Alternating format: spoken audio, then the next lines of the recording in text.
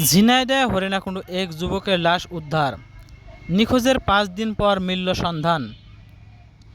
ঝিনাইদহে হরিণাকুণ্ডু উপজেলায় নিখোঁজ হওয়ার 5 দিন পর মিলন 19 নামের এক যুবকের অর্ধগলিত লাশ উদ্ধার করেছে হরিণাকুণ্ডু থানা পুলিশ।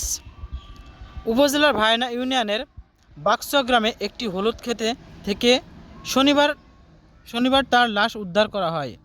নিহত মিলন ওই গ্রামের চাঁদ আলীর ছেলে এবং তিনি কিছুটা বাক প্রতিবন্ধী ছিলেন। পারিবারিক সূত্রে জানা যায়, গত 1 সেপ্টেম্বর সন্ধ্যায় মিলন বাড়ি থেকে নামাজ পড়ার উদ্দেশ্যে বের হয়েছিলেন।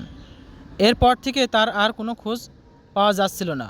পরিবারের সদস্যরা বিভিন্ন জায়গায় খোঁজাখুঁজি করেও তার সন্ধান না পেয়ে 2 সেপ্টেম্বর হরিণাকুণ্ডু থানায় একটি নিখোঁজ অভিযোগ করেন।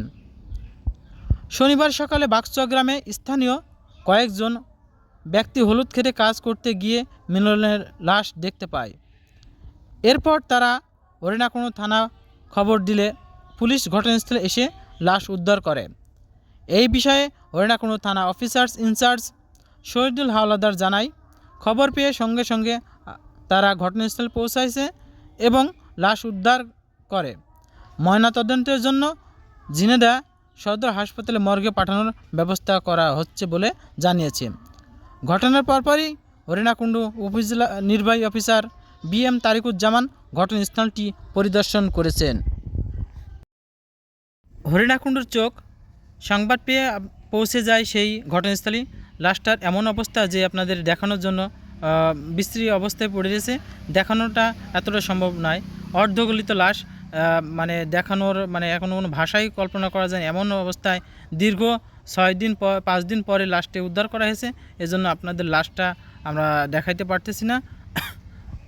এখানে লোকজন মৃতদেহের কাছে যাচ্ছে এবং অনেকেই ভয়ে লাশটি দেখতে পাচ্ছে না এবং ভয়ের জন্য লাশ দেখার জন্য এবং পুলিশের বাধার সম্মুখীন হচ্ছে। এমন বিশ্রী অবস্থায় যে মেয়ে ছেলে দেখার মতো সেরকম পরিবেশ নেই।